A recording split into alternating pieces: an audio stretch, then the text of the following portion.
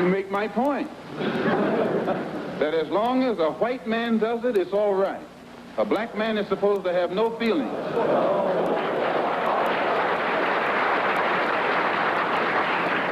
But when a black man strikes back, he's an extremist. He's supposed to sit passively and have no feelings, be nonviolent, and love his enemy. No matter what kind of attack, be it verbal or otherwise, he's supposed to take it.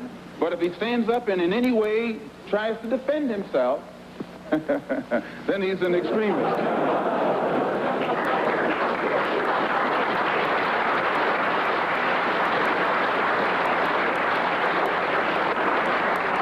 No, I think that the speaker who preceded me is getting exactly what he asked for.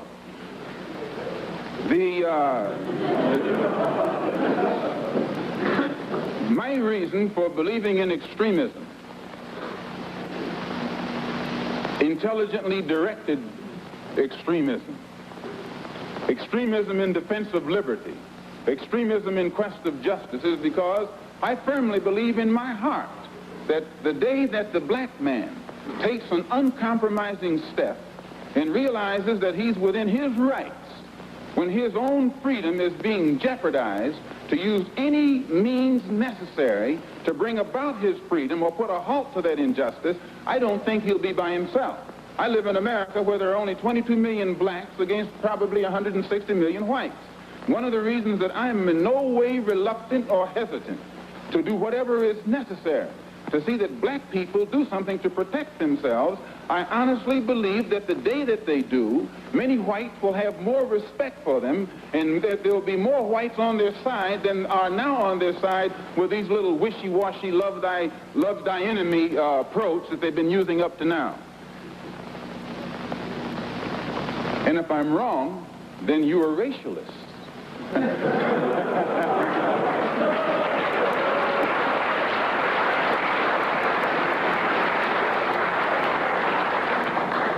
As I said earlier, in my conclusion, I'm a Muslim.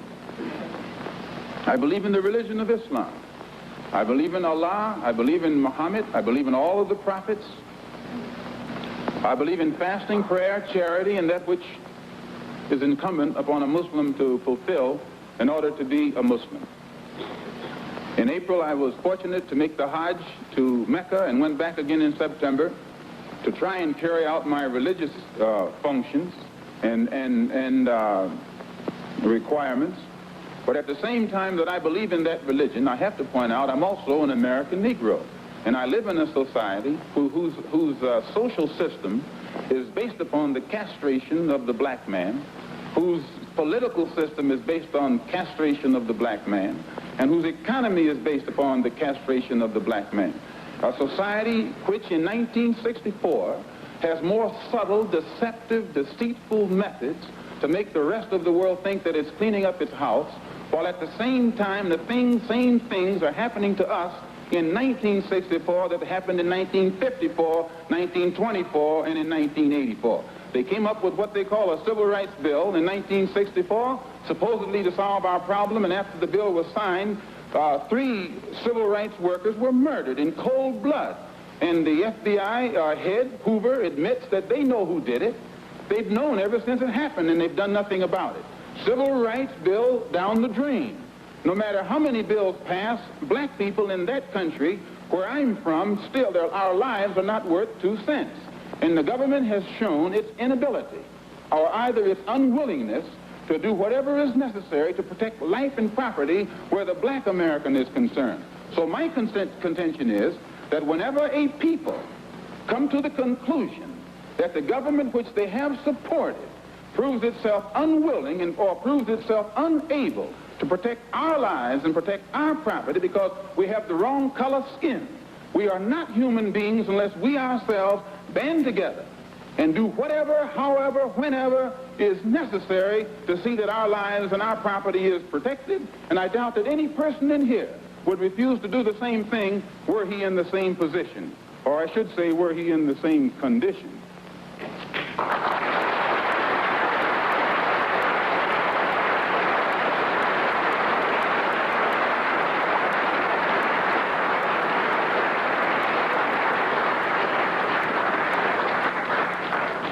one step farther to see am I justified in this stand. And I say, I'm speaking as a black man from America, which is a racist society. No matter how much you hear it talk about democracy, it's as racist as South Africa, or as racist as Portugal, or as racist as any other racialist society on this earth. The only difference between it and South Africa preaches separation and practices separation. America preaches integration and practices segregation. This is the only difference. They don't practice what they preach. Whereas South Africa preaches and practices the same thing. I have more respect for a man who lets me know where he stands, even if he's wrong, than the one who comes up like an angel and is nothing but a devil.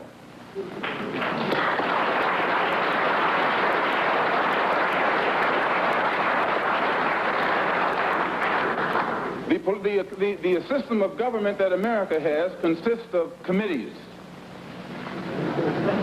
There are 16 senatorial committees that govern the country and 20 congressional committees. 10 of the 16 senatorial committees are in the hands of Southern racialist senators who are racialists. 13 of the 20, this was before the last election. I think it's even more so now. 10 of the 16 committees, senatorial committees, are in the hands of senators who are Southern racialists. 13 of the 20 congressional committees were in the hands of Southern congressmen who are racialists, which means out of the 36 committees that govern the foreign and domestic direction of that government, 23 are in the hands of Southern racialists, men who in no way believe in the equality of man, and men who do anything within their power to see that the black man never gets to the same seat or to the same level that they are on. The reason that these men from that area have that type of power is because America has a seniority system. And these who have that seniority have been there longer than anyone else because the black people in the areas where they live can't vote. And it is only because the black man is deprived of his vote that puts these men in positions of power that gives them such influence in the government beyond their actual intellectual or political ability, or even beyond the number of people from the areas that they represent. So we can see in that country that no matter what the federal government professes to be doing, the power of the federal government lies in these committees, and any time a black man or any kind of legislation is proposed to benefit the black man or give the black man his just due, we find that it's locked up in these committees right here. And when they let something through the committee, usually it is so chopped up and fixed up that by the time it becomes law, it's a law that can't be enforced. Well, another example is the Supreme Court desegregation decision that was handed down in 1954. This is a law.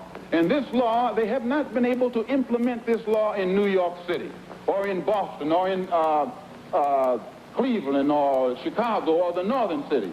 And my contention is that any time you have a country, supposedly a democracy, supposedly the land of the free and the home of the brave, and it can't enforce laws, even in the northernmost cosmopolitan and progressive part of it, that will benefit a black man, if those laws can't be enforced or that law can't be enforced, how much heart do you think we will get when they pass some civil rights legislation which only involves more laws? If they can't enforce this law, they'll never enforce those laws. So my contention is that we are faced with a racialistic society, a society in which they are deceitful, deceptive, and the only way we can bring about a change is to talk the kind of language, speak the language that they understand.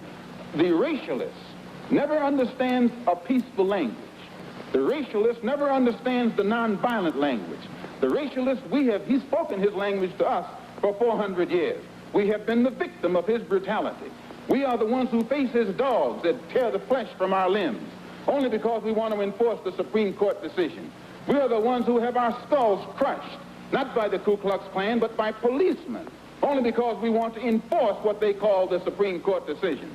We are the ones upon whom water hoses are turned with pressure so hard that it rips the clothes from our backs. Not men, but the clothes from the backs of women and children. You've seen it yourself. Only because we want to enforce what they call the law.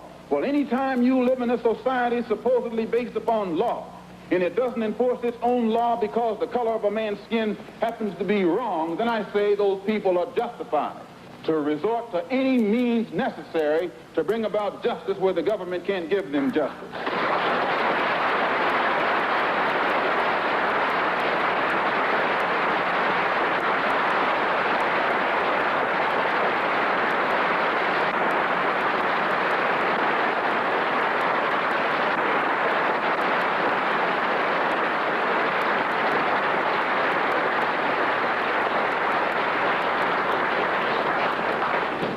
don't believe in any form of unjustified extremism. But I believe that when a man is exercising extremism, a human being is exercising extremism in defense of liberty for human beings, it's no vice. And when one is moderate in the pursuit of justice for human beings, I say he's a sinner. And I might add in my conclusion, in fact, America is one of the best examples when you read its history about extremism. Old Patrick Henry said liberty or death. That's extreme. Very extreme.